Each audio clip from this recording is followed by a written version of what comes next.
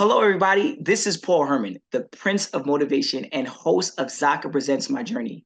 We're creating this vulnerable and positive platform where you get inspired and motivated from different leaders from our community. Today, our guest is Johanne Joseph, who is the founder and CEO of JOS. Johanne, welcome to the show. Hello there. I am super happy to be here. Thank you for inviting me. It's a pleasure. No, Really. pleasure is ours. Pleasure is ours. It is always a pleasure to have our guests come on, and I know that you're calling in from some not in the U.S. Is that correct? From the Dominican Republic, yes.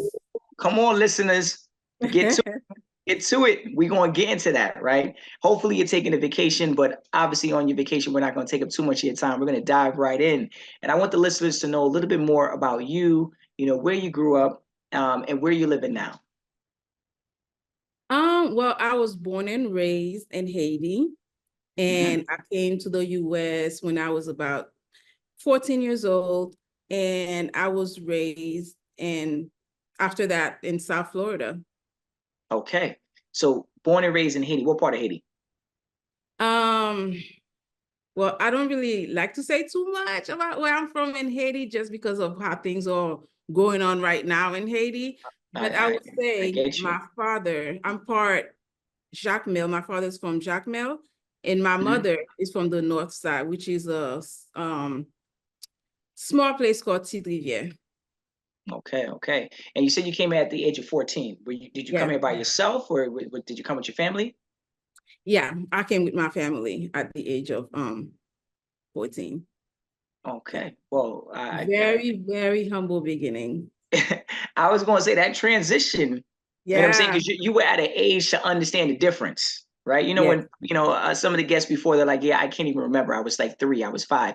But 14, you're at a place in your life where you're like, okay, this is totally different. So I'm assuming there was a lot of like transitional stuff that you kind of had to work through. Is that correct? It was, I had to learn the language, learn to fit in, which I don't think I ever did. So, the culture, the culture shock, so it was a lot. It was, it was a very, very hard transition for me. As a matter of fact, the first 3 years, it was pretty tough because I was so depressed. Like I lost so much weight because I just wasn't feeling it for a while, until, it is what it is. You're here. So now you just have to get on board with, with the program. And that's what I did. And I learned the language and, and navigate through, system. Did you, a question I will always ask anyone, I guess, did you feel like you had any support? I know you said you came in with your family members, but was there any support at that point in time to help you work on this transition?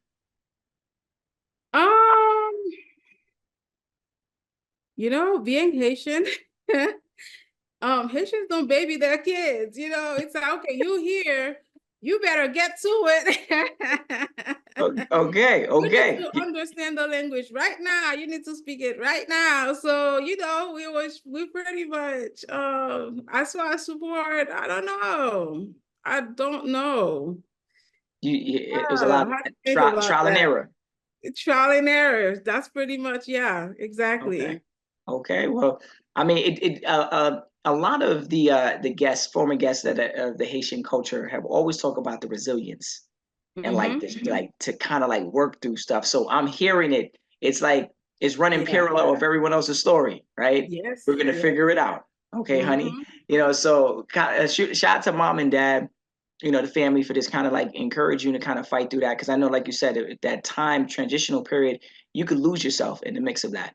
You can, yeah, you can. And my mother was a single mother because my father passed away when I was 4. So yeah, and she had to do it alone too, so it was a really, it was a real shift for her also. She came first and then sent for us. Okay. So it was, me and my siblings pretty much coming. So it was, it was tough for her too. So we had to pretty much work as a family to get through, the whole thing. I know they're definitely proud of you, right? You Yes. definitely came a long way. We're gonna talk a little bit about that journey, but I always like to ask the guests that come on, like, a question like Joanne Joseph. If you had to summarize that for me, how do you describe that? Um, well, pretty much a wife, a mother. I have two beautiful young men. And I'm all about beauty, fashion. I can see. I can see. I can I see. am very cultural, I'm the Haitianest person you will ever meet. I keep it Haitian. So I am very passionate about my culture. Um, yeah, I think I'm Okay. a Okay. Haitian to the bone. I see. I see. Yes. So the challenges that you were talking about a little bit earlier, whether it be from in Haiti or in the transitional period, do you feel like those hardships kind of helped shape you to be the amazing entrepreneur you are today? I think so. I think so. Coming here from another country, it's not easy. You pretty much have to learn how to be disciplined, how to learn how to be uncomfortable. And being an entrepreneur, it can get very uncomfortable, Mm. so you have to build that muscle of resilience, pretty much. It comes with a little bit of tough skin, you you Yeah. have Yeah. True. you have to cultivate all of that. So I would say so. Hmm. And I know we're going to dive into your company and all the wonderful things that you've been doing with that, but let's talk about the start of it, right? I want to know a little bit more about this journey into the beauty industry. Like, how did this even come about? Now, I know you've been in the beauty industry for a while. And fashion was a thing for you as well too, and still is, right? But How did you get into it? Okay, so as far as the beauty industry itself, growing up, my parents didn't really have like a lot of money to get to, pay for me to get my hair done and all that stuff. So all these things I had to learn. And also people wasn't really thrilled about, doing my hair because I had the thickest, driest my hair, You they call it oh fair in you Creole. That's the Okay. worst. That's the worst Yes, right there. You yes. you sit there for So it hours wasn't trying to really figure it out. yeah. So, I had to learn how to do my hair by myself, and it just so happened people was really fascinated with what I was doing, and that's pretty much how I ended up. Then I'm like, okay, well, looks like I can do this, and people come to me for advice, and people want me to do their hair, and that drawn me to the beauty industry where I developed like a strong bond with that. But as far as my business goes, like that's a whole different ball game because now you're talking about like beauty product. Mhm, mhm. It's no longer like about, well, it goes in hand. That really helps me being in the beauty industry, like as a stylist and salon owner. That helps me with the whole product development because but at the same time, I started JOS because I got sick even as a stylist, I got sick where I was losing my hair. Um, I suffer from hypothyroidism, Hashimoto, which we get Mhm, mhm, mhm. Hashimoto flare up, and where you start losing a lot of hair. And when I started losing my hair, and I needed something to bring my hair back to life, which is how it comes about that I started making those products, which is now bring me to Georganic Solutions that Mhm, we mhm, mhm, have now. mhm, mhm. So when it came down to like fashion, it came down to beauty. Was there anyone in the family that was diving into this, or were you the first one then? I was the first one. Yeah. Oh, Hmm. I can Yeah. only imagine that conversation. Yeah, yeah. I mean, people in my family, they really not into none of that. Like the whole fashion thing, my mom was like, "You better, girl, you better put that away," because they wanted me to be a nurse or a doctor. Look at, I didn't Put it on even. the shelf. Yes, I was not allowed to even talk about any of that. So Mm-hmm. they was not taking a no for, for an answer that I didn't know. You don't want to be a nurse, excuse me. That's what's gonna. They didn't get it. Nobody got it. So I was pretty much alone, but it was fine because that's truly me. That's truly what I was calling for. Mm-hmm, mm-hmm. And you can't stop somebody from their passion. No, You you can't can't. stop someone from their purpose. You might deflect them for a while, right? You might confuse them, but if you're aligned with it and it's predestined already for you, as you can see, greatness is gonna come. It just It's had gonna to be. come. It just had to take some time. I know a lot of that upbringing definitely did influence you to kind of move in this direction. But how did it influence you to go into like natural and organic products? Um, well, growing up in Haiti, a lot of times we have to during the summertime, they send us to our grandparents' house, and my grandfather was a herbalist, and my grandma, even though I used to dread getting my hair done, one of my favorite things was my grandma doing my hair because she would literally get things from her garden. She would take okra and something we call racket. How do you say it in English? It's kind of like a cactus. It's like between aloe and Aloe? Oh, okay, it's cactus. not aloe. Oh, aloe It's and cat. not Okay. aloe. It's not bitter or anything. It's like a sweet aloe, but it's more in the cactus family. Yeah. And she would make some type of potion with that and with her castor oil. And I mean, Yeah, she would that's right, castor oil. condition, Yeah. my hair would be conditioned and she would brush my hair through and it would not hurt.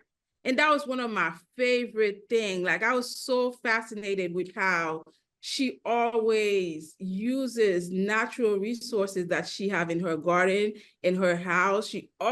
As Haitian, every single one of us have castor oil. So she would condition my hair with the okra leaves and the racket, they call it, and hibiscus flowers and Come make that on. slippery stuff and get my hair together. And I used to love that. After I got sick, I had to go back to that. I had to go back with choosing natural ingredients.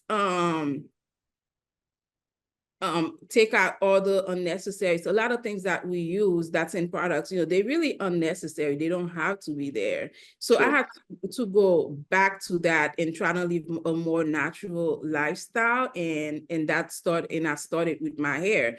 And actually my hair came back and it was flourishing, like where people was really wondering what I was using in my hair, Mm-hmm. which I started giving them what I was using in my hair. And I was happy to, even though they didn't smell too good, they didn't look too good.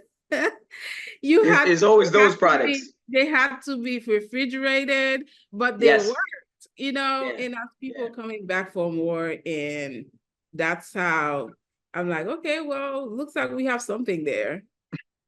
Be it from the Caribbean, and I'm Caribbean as well. So my mother is from Jamaica, my father's from St. Lucia, and being a Caribbean from the Caribbean and speaking to a lot of the guests, a lot of them do express the fact of like their family members being very resourceful and being resourceful with the land, right? Like you said, going to the backyard, grabbing some of this, grabbing some of that. You would have thought they were going into a modern day cabinet, right, in the bathroom, and then Yeah. coming back to you and being like, okay, sit down, let me get you boom, boom, boom. And then before you know it, you're like, wow, you would have thought you went to the salon in modern day times, right? So Yes. it just goes to show that there are how much we have strayed away from that, right? But individuals like yourself are kind of bringing that back, promoting it, and getting people really to understand that, like you said, you don't need all those other products and ingredients inside of those bottles at times. What you do need is Yeah. this.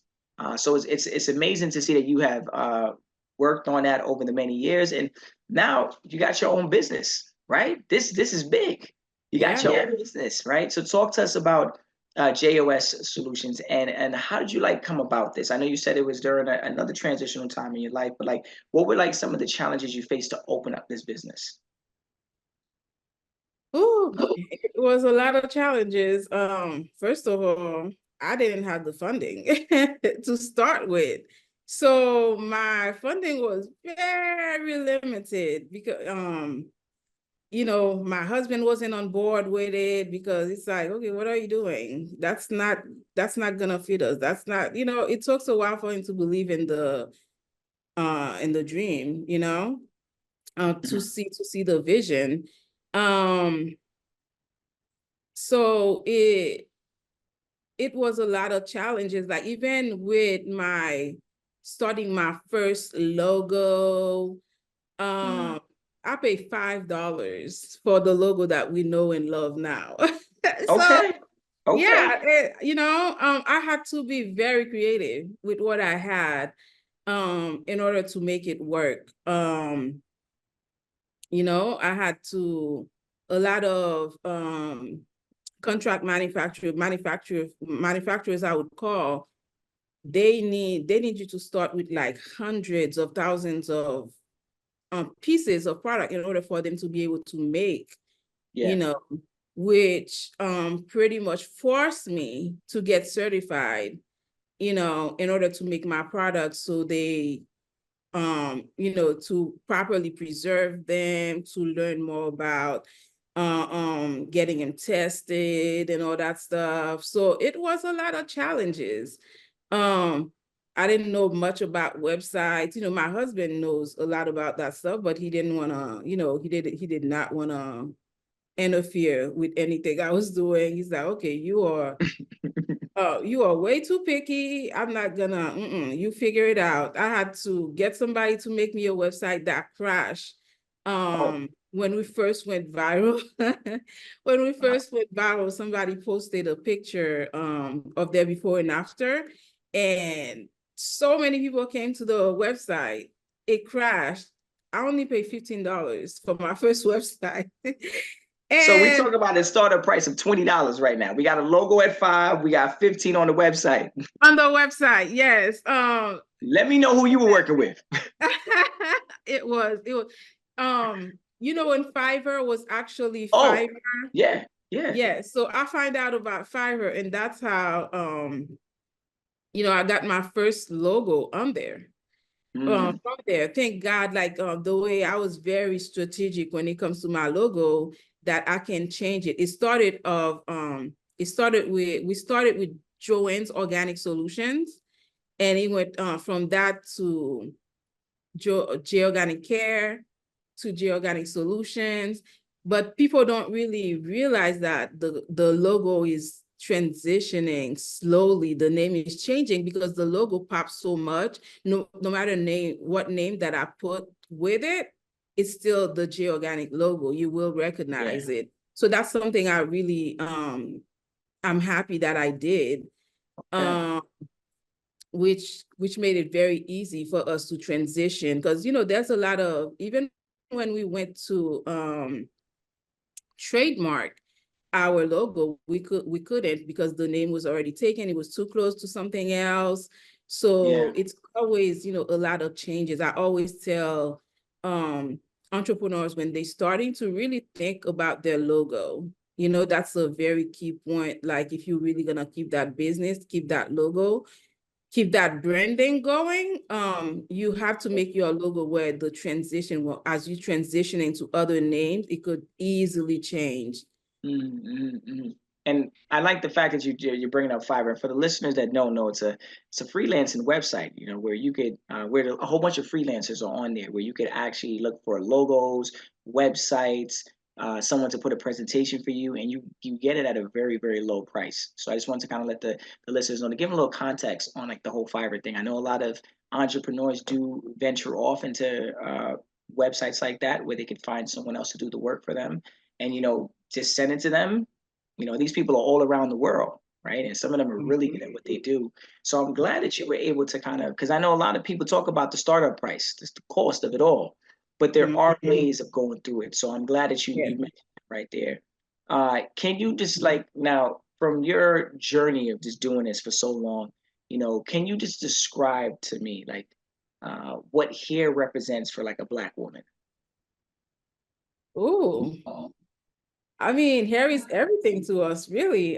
That's our way of expressing ourselves. Like hair is a huge part of our identity, really, as a Black woman, whether we wear it in an afro, braids, hair is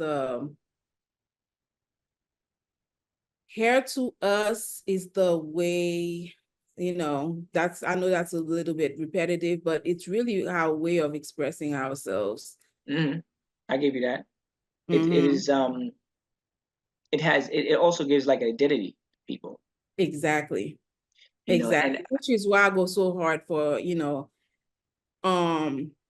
keeping the integrity of our natural hair. At some point of time, I used to straighten the heck out of my hair because I wanted it. I used to, yeah. So get that hot comb. Oh, listen, that burn your neck. Flat iron relaxers. That's right. Yeah. Oh, that's right. You put all those products in the hair and you don't have to. You don't have to. You can literally, a lot of people don't know how to navigate our natural hair because we never really give it a chance. Like my hair all my life, people always tell me, oh, it's too hard, it's too kinky. Like my family would say, you have that pie de fair hair, and now, people always, when I go, like I'm wearing, because I'm on vacation now, I'm wearing braids, faux locks, they call it, which is another way of expressing ourselves, but it makes it for me being in the environment that I am. But healthy hair is always first, and I make sure, like with the JOS community, to help them to be able to understand how to navigate, how to take care of our hair better. Well, weave is just an option. Yeah, a wig is just an option. Like there's several things you could do, right? It's not, It doesn't always have to end up in one solution. And again, it's what society puts in front of us, right? When you walk inside the stores or when you look on TV and they're telling you about they're pushing these products, you're thinking like, okay, maybe that's what I got to do. But there's other options, and there's other options, definitely. You just got to do the research, know what works best for you, because everyone's hair is different. That's something that I've learned as well too, right? Yeah. So you don't want to just put random stuff out there inside of your hair. Now, something about we talked about the Haitian culture, and I want to kind of bring it back to that right there because that's kind of like a center for you, and who you are and the work that you do. But like being a Haitian American entrepreneur, how do you incorporate like elements of your culture and your heritage into like your business and like into your products? Well, for starters, the base of my product is our special potion, which is castor oil. Okay, come on, Grandma. Come on. That plays a that plays a huge part in my brand, because if I was to be out of Haitian castor oil right now, a lot of my products would be out of stock. So that plays a huge part of my brand. And I have a lot of things that my grandma used to use, that I put, even the J Organic logo, the leaf head. The leaf is actually a leaf called Noye in Haiti, Fleur Noye. If you go to somebody's house, most likely in Haiti, most likely they have that in their yard. Like it's everywhere. It's so beautiful. They have white, it creates this white flowers, pink flowers, red flowers, and we have it everywhere. And that really remind me of home. I don't see it here. I don't see that leaf here, but like the leaf head it's really the fleur noyer that's on the logo. So if you really look at J Organic, a lot of things, like if you pay attention, or from even the hibiscus that my grandma used to make a hibiscus tea and use it as conditioner to comb my hair. All that is part of me expressing my cultural side, putting my culture in my products, in the brand. Mm-hmm.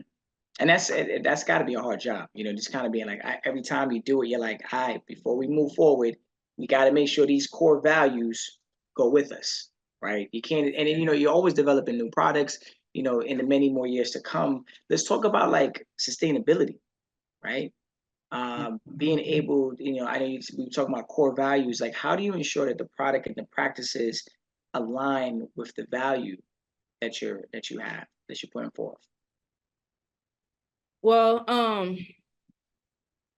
the core values of my product, I always make sure like it's not just just Haiti, in my culture, like the Black culture, like for example, my castor oil come from a um a orphanage. An orphanage, they sell the castor oil in order to continue to be able to take care of the kids. And also they those people I probably have to start that No, you over. can't. Okay. And yeah, so with sustainability, it means like to be able to buy my ingredients from different vendors. Like my vendor for my castor oil is from an orphanage that has a farm with women working on that farm, creating those castor oil where they sell those castor oil to be able to take care of those kids in the orphanage with the proceeds. Okay. And my shea butter, which I found a guy from Ghana, it's straight from Ghana. And we use unrefined shea butter. And that guy helped women who came from, the women that he hired came from a background of domestic violence, which I just, absolutely love that. We always make sure that we're very, very intentional about where we get our ingredients from, and also our boxes or recycled cartons that we used to make those beautiful boxes that our customers love. And I mean, they love those boxes. Okay, if I send somebody a kit with no box, sometimes we run out. They make a big deal out of that. I get an That's email, when where's customer my box? service. Customer service. So those boxes that they, they love, or recycled boxes that we recycle material that we use to make those boxes. Well, we don't personally make them, but the manufacturer used to make them. I like how you like distribute, like obviously running a business, sometimes you gotta be able to delegate. But I like how you delegate into areas where it's like it's not even just benefiting doing a monetary thing, but it's also helping in regards to the experience. Like you said, like the money that was being brought in was helping out the orphanage as well. Right. So you're going like 2 layers back. So that's congratulations and kudos to you for that, because sometimes people like, just give me the product, I'll figure it out, or I do it all on my own. But you're finding a way to kind of bring it all together. So this goes down. It comes down to like your vision. Like let's talk about that. Like when you started off, I know you must have had a strong vision, and as you can see, it is kind of like developed over the many years. But can you look back right now and say that the vision that you created is the same, or has it evolved over the many years? It definitely has evolved. Well, first of all, the name have changed. We always finding ways to make things more simple, to simplify, make things, the name is much shorter now and more aesthetically pleasing. Our colors used to be green, more green. Now we add a little bit more pink to it. Okay, So nice. it's constantly changing, and my goal is pretty much to not just be a hair care company, and is to be a personal care and beauty company altogether. So we are constantly changing. So with that being said, like, how do you stay up to date on the latest trends? You seem like a very fashionable individual over there, right? How are you staying up to date on the trends, new developments, new products, like that kind of stuff? Well, from a stylist perspective, yes, we don't really, I wouldn't say I stay up to date with trends, to tell you the truth, because I am more about healthy hair. Okay. And which, you know, it's always a trend to have healthy hair. And the base of healthy hair and the style from a stylist perspective stays the same pretty much over over the years. I get you. So we try not to jump on trends. We have to keep our values is pretty much to have quality products that people can safely put on their bodies, and that's always a trend. So we try not to jump on trends too much. Nowadays, social media, like, oh, things start. We start talking about it right now. Later on this evening, you start looking on your phone, and it's like, yeah, new product has come out, and you're like, oh, here we go, here we go. But I'm Yeah. glad you're not quick to jump on those trends. You're looking to just kind of have consistency within your own lane and really just develop it, and and develop a team and core people around you based off of those core values. So that's very impressive. Um, Now, could you share with us through your many years of experience, right? There has to be like a memorable moment where like a customer story or feedback, because you're hearing, I'm assuming you got a lot of, reviews or even pictures coming in, or even videos, just kind of highlighting your product and the work that it has done for your clients, your customers. Well, my memorable moment was usually I take some time out the week to meet up with my community, with people that pretty much buys from us. We have a email that goes out to them and ask them if they want to meet with us. And just so I can meet with them, see how they feel about the products, to if there's anything that they suggest. It's all about them at the end of the day. We make products based on what they like. So one Okay. of my memorable moment was when one of them told me, please do not sell Georganic Solutions. Like, we tried everything for many years. This is the best product. Like, my whole family used this, and please, you cannot sell this product to a bigger company, because we just know everything going to change. Like, knowing how passionate our customers are about our products, like, really brought tears to my eyes. That's big. So, That's big. that was a very, very intimate and memorable moment for me, that she expressed that. Mm. Now, since we're talking about that first off, that's a great story right there. The fact that someone says, "Please make sure you do not," and they're thinking about it, they're so right. If you sell it off, a lot of things could change. The change, Right? From yeah. the products to the values, where you get the products from. So they were just trying to keep you aligned and say, look, I know that money's out there, there's opportunities, but please stay with us. So I'm glad that you're listening to those customers and really like pushing through to really like kind of make it happen, because it is very hard, like you said, like as an entrepreneur. I know community sounds like it's a very common denominator in your field. How do you engage with your supporters throughout the course of the year? Well, we have our Facebook group where we chat with each other.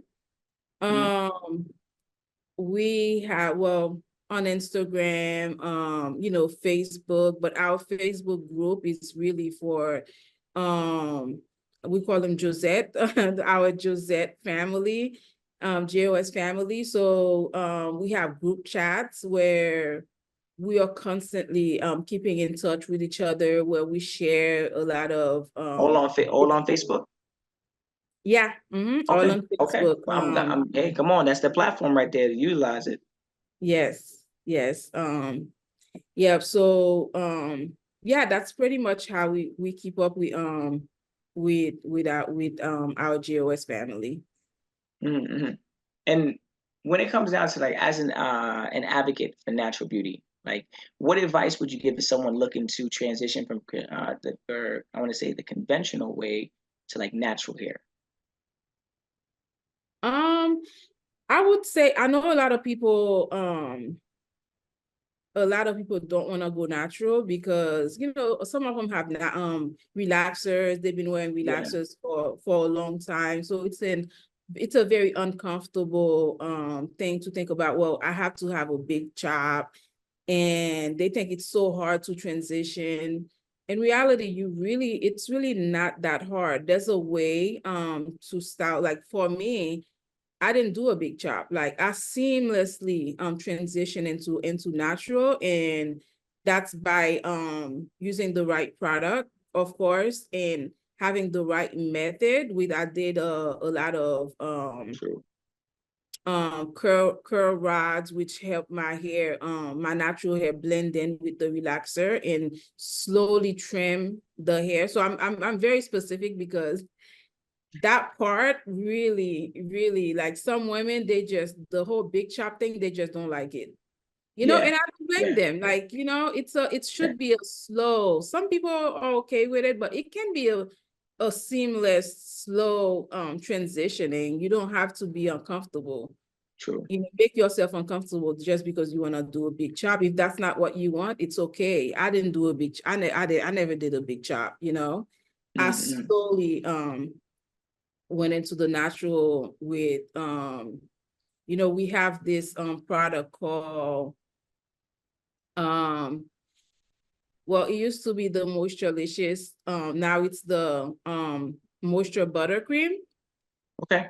And that product make it so easy to blend your natural hair with the relaxer and do your rod set or twist out with the rods at the ends, where all your hair Okay. looks like it's natural while you're trimming your relaxed ends. Slowly just trim it and trim it until it all become natural. And you know, that's a great tip I think I could give. So that's a common thing. A lot of people don't want to go natural because of that.